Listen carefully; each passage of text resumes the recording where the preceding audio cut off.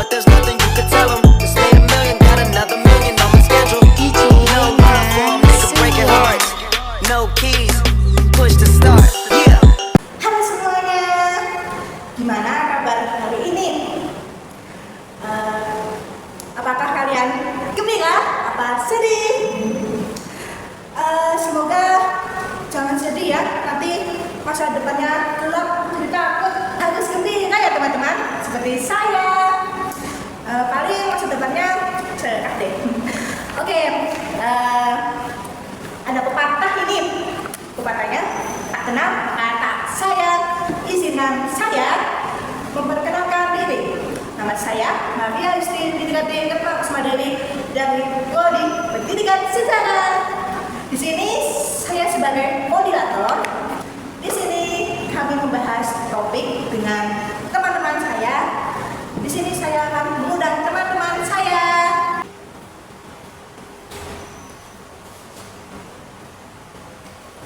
Saya akan memberi kesempatan buat teman-teman saya untuk perkenalkan dari Halo, nama saya Celia Seti Apreni dari Prodi Pendidikan Sejarah. Saya selaku penyaji pertama. Halo, perkenalkan nama saya Yeni Oktaris Mendai. Saya dari Prodi Pendidikan Sejarah dan saya selaku penyaji kedua. Silakan nyimak presentasi kami selama beberapa menit ke depan. Yang nyimak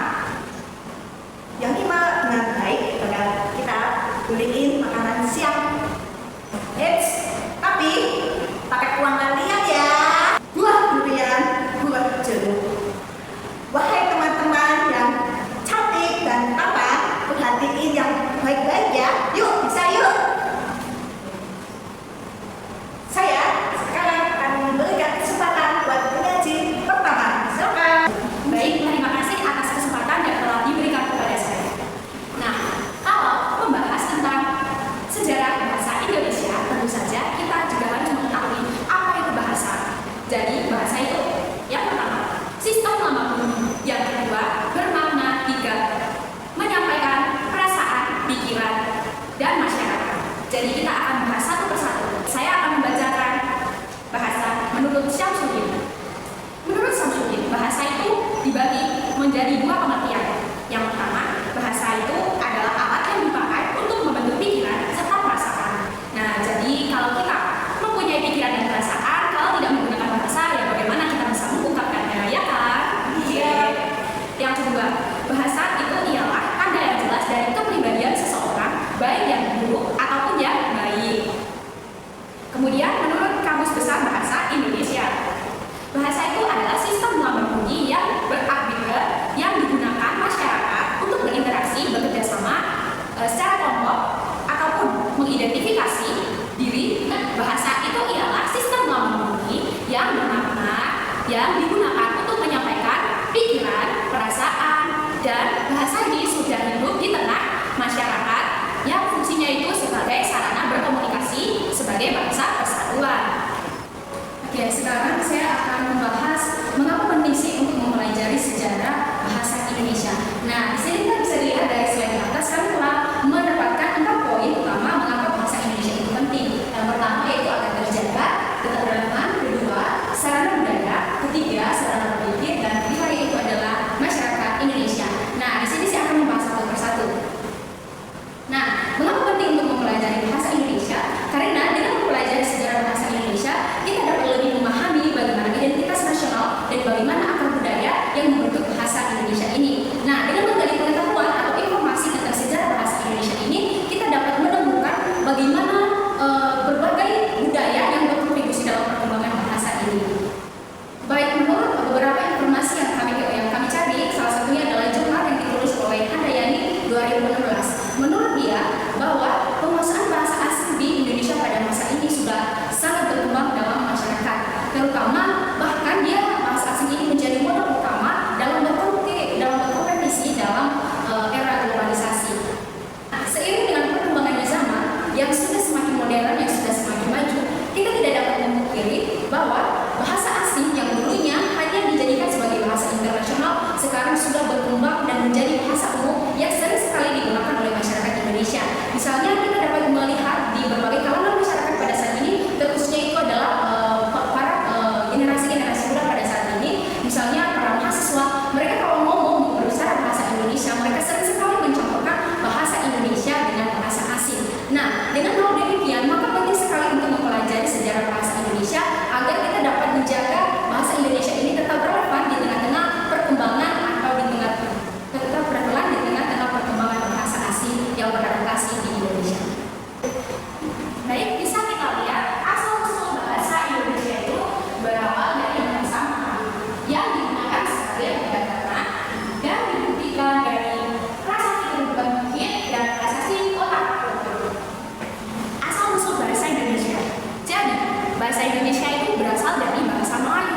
bahasa Melayu ini jika berasal dari bahasa Indonesia, yang merupakan salah satu bahasa daerah di Indonesia. Bahasa Melayu itu sudah menjadi lingua frasa. Jadi, kalian tahu tidak apa itu lingua frasa? Lingua frasa itu adalah bahasa penghubung. Dulu itu ada sebuah perdagangan yang dilakukan oleh bangsa kita, terus ada orang-orang dari Tiongkok, Gujarat, dan mereka itu berdagang. Mereka membeli rempah-rempah dari Indonesia, tapi mereka itu juga mempunyai kan bahasa sendiri kan. Jadi mereka dan kita itu menggunakan bahasa Melayu sebagai bahasa penghubung. Dikarenakan jika kita melakukan sebuah perdagangan tanpa kita memahami apa yang dimau dengan pembeli, apa yang dimau dengan penjual di dalam sebuah perdagangan, itu tidak akan mencapai kesepakatan bersama apabila keduanya tidak memahami bahasa satu sama lain, sehingga mereka dan kita sebagai bangsa Indonesia dulu itu menggunakan bahasa Melayu sebagai bahasa penghubung. Dan kemudian itu bahasa yang kita gunakan itu dulu adalah bahasa Melayu kuno, karena dulu itu ada kerajaan di Malaka, yaitu kerajaan Melayu. Kerajaan Melayu itu dikuasai oleh kerajaan Sriwijaya. Namun bahasa itu bercampur dengan atau dipengaruhi dengan bahasa Sanskerta pada abad ke-7 ya itu. Jadi bahasa itu dinamai dengan bahasa Melayu kuno. Bukti pemakaian bahasa Melayu dimulai pada masa kerajaan Melayu dan Sriwijaya itu dilihat dari prasasti kedudukan bukit yang ditulis pada tahun 482 Masehi menggunakan aksara Pallawa dan bahasa Melayu kuno yang isinya itu tentang proklamasi dan itu tentang persatuan kerajaan Sriwijaya. Kemudian yang kedua itu adalah prasasti Kota Kapur. Prasasti Kota Kapur itu pada tahun 686 Masehi dan dokumen itu tertulis dalam bahasa Melayu kuno. Jadi yang bisa membuktikan bahwa kerajaan Sriwijaya itu dahulu menggunakan bahasa Melayu itu dimulai dari prasasti Kota Kapur ini karena di situ tertulis dalam bahasa Melayu. Baik, sekarang kita akan membahas tentang bagaimana perkembangan bahasa Indonesia. Nah, kami telah mendapatkan poin yaitu terdiri dari 6 poin dari perkembangan bahasa Indonesia. Yang pertama adalah bahasa Melayu kuno, kedua yaitu pengaruh penjajahan, ketiga yaitu Sumpah Pemuda, keempat yaitu penggunaan ejaan, kelima pasca kemerdekaan, dan yang terakhir yaitu globalisasi. Di sini kami akan membahas satu persatu. Yang pertama adalah bahasa Melayu kuno. Nah, seperti yang kita ketahui dari presentasi sebelumnya bahwa asal usul dari bahasa Indonesia ini merupakan yaitu berasal dari bahasa Melayu. Dan bahasa Melayu ini bisa dikatakan bahwa dia menjadi fondasi atau cikal bakal dari bahasa Indonesia. Nah, seperti yang dijelaskan tadi bahwa bahasa Melayu kuno ini digunakan sebagai bahasa penghubung atau bahasa perantara yang digunakan pada perdagangan pada waktu itu. Nah, sehingga pada waktu itu seiring berkembangnya waktu karena melakukan budaya perdagangan, maka bahasa Melayu kuno ini sangat berkembang pada waktu itu di kerajaan Sriwijaya dan bahkan bukan hanya di daerah-daerah Sriwijaya saja yang memakai bahasa Melayu kuno, melainkan juga di beberapa daerah di Nusantara. Kemudian ada pengaruh penjajahan. Jadi pengaruh penjajahan ini sangat berpengaruh dalam perubahan bahasa di Indonesia, yaitu yang terjadi pada sekitar abad ke-17 hingga 20. Dan pada masa itu banyak kata-kata Belanda yang masuk ke dalam bahasa Melayu, terutama dalam bidang administrasi dan pendidikan. Tujuan pertama Belanda itu adalah sistem pendidikan. Tetapi mengapa kita itu tidak menggunakan bahasa Belanda? Ya karena bahasa Melayu itu sudah menyeluruh di seluruh Nusantara. Jadi kita itu tidak menggunakan bahasa Belanda. Tapi pada awalnya itu orang-orang Belanda itu menginginkan agar kita semua itu menggunakan bahasa Belanda. Tetapi karena itu sudah menyeluruh di Nusantara, kita diizinkan oleh Belanda menggunakan bahasa Melayu sebagai bahasa resmi kedua setelah bahasa Belanda. Nah, perkembangan yang selanjutnya adalah Sumpah Pemuda. Nah, Sumpah Pemuda ini merupakan momen yang sangat terpenting dalam sejarah perkembangan bahasa Indonesia.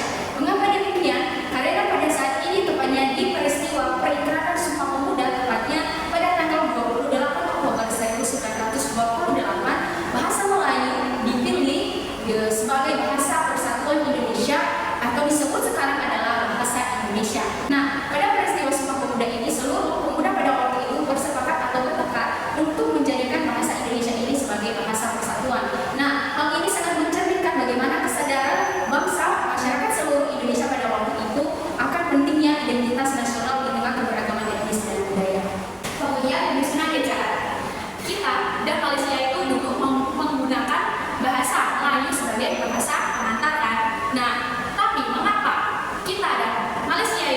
berbeda secara bahasanya. Nah, itu kenapa kita menyebut kulkas itu sebagai kulkas, sedangkan orang Malaysia itu menyebut kulkas sebagai peti ais. Dan itu dimulai sejak ada standarisasi. Dulu itu kan kita dijajah oleh orang-orang Belanda. Nah, Malaysia dijajah oleh orang Inggris, dan kita itu menggunakan standarisasi dari seorang Belanda yang bernama Van Occasion pada tahun 1901. Kemudian Malaysia itu menggunakan standarisasi dari orang Inggris, dan kemudian ejaan yang disempurnakan itu adalah tahun 1972. Sedangkan standarisasi ejaan yang disempurnakan di Indonesia pada saat ini adalah DBD Style 5. Jadi dalam proses standarisasi ini bisa mempermudah kita dalam penggunaan bahasa dan saat kita belajar. Jadi kita itu belajar. Nah, kita kan sama-sama belajar. Dalam sekolah itu kan kita tentu saja menggunakan bahasa Indonesia kan. Nah, itu yang bisa disebut dengan penggunaan bahasa saat pembelajaran. Nah, setelah kemerdekaan, bahasa Indonesia ini semakin berkembang dan diakui karena pada tahun 1945 bahasa Indonesia ini diresmikan sebagai bahasa resmi oleh negara. Nah, pada saat ini bahasa Indonesia ini semakin berkembang dan semakin digunakan dalam konteks yang lebih luas, misalnya dalam segi pendidikan, dalam segi pemerintahan, hukum, semuanya bahasa Indonesia. Setelah itu globalisasi. Jadi globalisasi ini juga mempengaruhi perkembangan bahasa Indonesia. Karena apa? Dalam era globalisasi ini bahasa Indonesia juga beradaptasi kan, juga berkembang. Lalu kata-katanya juga ada yang bertambah gitu kan, ada bahasa asing gitu. Jadi kita itu dalam sosial media gitu kan ya. Misalnya saya mau WA teman saya, tapi saya itu menggunakan bahasa Indonesia, saya campur dengan bahasa Inggris atau saya campur dengan bahasa Jawa dan bahasa-bahasa yang mengintegrasikan teknologi modern dalam komunikasi. Jadi bahasa gaul itu yang biasa kita pakai itu juga adalah bahasa-bahasa dari yang kita serap dari bahasa asing. Nah, sekarang kami akan membahas tentang bagaimana kedudukan bahasa Indonesia. Yang pertama itu adalah bahasa persatuan, yang kedua yaitu bahasa nasional, ketiga adalah bahasa Indonesia, dan yang keempat yaitu bahasa standar. Nah, yang pertama yaitu bahasa persatuan. Nah, sebagai kedudukan bahasa Indonesia sebagai bahasa persatuan, bahasa Indonesia memiliki peran yang sangat penting untuk mempersatukan berbagai budaya-budaya atau perbedaan yang ada di Indonesia. Misalnya, kita telah mengetahui bahwa Indonesia ini atau negara kita ini terdiri dari berbagai perbedaan, mulai dari agama, budaya, terutama bahasa. Maka bahasa Indonesia ini menjadi bahasa atau komunikasi yang sangat penting untuk melakukan persatuan. Misalnya dari berbagai bahasa yang ada, misalnya kita bertemu dengan suku-suku yang berbeda, dia menggunakan bahasanya sendiri dan saya juga menggunakan bahasa daerah saya sendiri. Nah, dengan adanya bahasa Indonesia maka kita dapat lebih mengerti apa yang maksud dan tujuan kita masing-masing. Kemudian ada bahasa nasional. Yang pertama sebagai identitas nasional. Tentu saja bahasa Indonesia itu merupakan bahasa nasional dari negara kita sendiri kan, dan itu terjadi dalam peristiwa Sumpah Pemuda tahun 1928 yang mana para pemuda dan pemudi Indonesia itu mengikrarkan sumpah mereka, dan itu tertuang dalam Sumpah Pemuda yang ketiga kan, itu dalam bahasa Indonesia. Identitas nasional itu sebagai identitas negara kita sendiri, sebagai identitas nasional karena sebagai nasionalnya sendiri kita juga berbeda-beda dari seluruh negara, juga mempunyai negara dari negara-negara tersebut juga mempunyai identitas nasional tersendiri-sendiri. Jadi itu bisa membedakan antara negara kita dengan negara yang lainnya. Sebagai kebanggaan negara, kita sebagai warga negara Indonesia juga bangga bisa memakai bahasa Indonesia ini dalam kehidupan sehari-hari kita. Kita juga harus bangga bahwa kita itu rakyat Indonesia yang mempunyai kekayaan yang sangat berharga, dan itu wilayah kita itu Nusantara kita itu sangat luas dari berbagai suku, budaya, dan juga banyak etnis kan di sini. Jadi kita itu menggunakan bahasa Indonesia sebagai kebanggaan bangsa.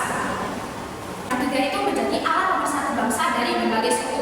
Nah, saya adalah orang suku Jawa, asli Jawa, dan teman saya ini dia suku Nias, dan kami bertemu di Universitas Nata Dharma. Di sini kami menggunakan bahasa Indonesia karena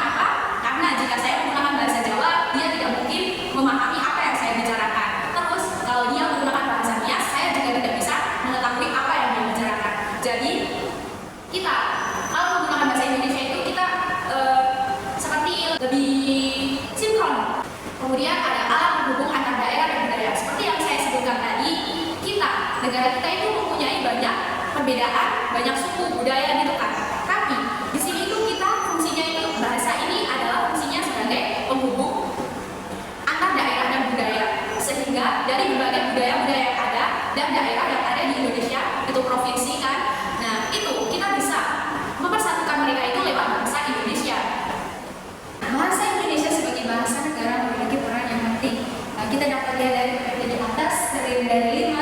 Yang pertama yaitu sebagai bahasa pengantar dalam pendidikan. Sebagai bahasa negara, bahasa Indonesia ini memiliki peran penting dalam mengantar pendidikan. Misalnya, kita sebagai pelajar atau mahasiswa yang terdiri dari berbagai suku dan bahasa yang berbeda, maka ketika melakukan pembelajaran atau proses pembelajaran dalam kelas, maka kita akan menggunakan bahasa Indonesia ini sebagai pengantar dalam pendidikan. Karena dengan menggunakan bahasa Indonesia kita dapat lebih mudah memahami apa yang dimaksud dengan materi-materi yang disampaikan. Yang kedua yaitu bahasa resmi kenegaraan. Nah, seperti yang telah kita ketahui tadi bahwa bahasa Indonesia ini dikatakan sebagai bahasa resmi kenegaraan yang digunakan dalam konteks yang luas. Misalnya bahasa Indonesia ini digunakan dalam berbagai konteks seperti pemerintahan, hukum, pengantar pendidikan, sosial, dan budaya. Kemudian yaitu bahasa media massa.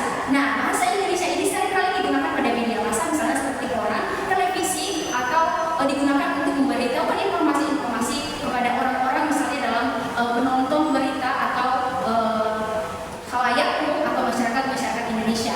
Yang kemudian yaitu bahasa pengembangan dan pemanfaatan ilmu pengetahuan dan teknologi.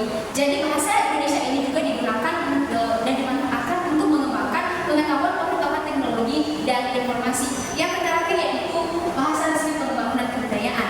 Nah, bahasa Indonesia ini juga digunakan sebagai bahasa untuk mengembangkan budaya-budaya atau sastra yang ada di Indonesia. Karena dengan menggunakan bahasa Indonesia ini, kita dapat lebih bisa menyebarkan budaya-budaya kita lewat bahasa Indonesia.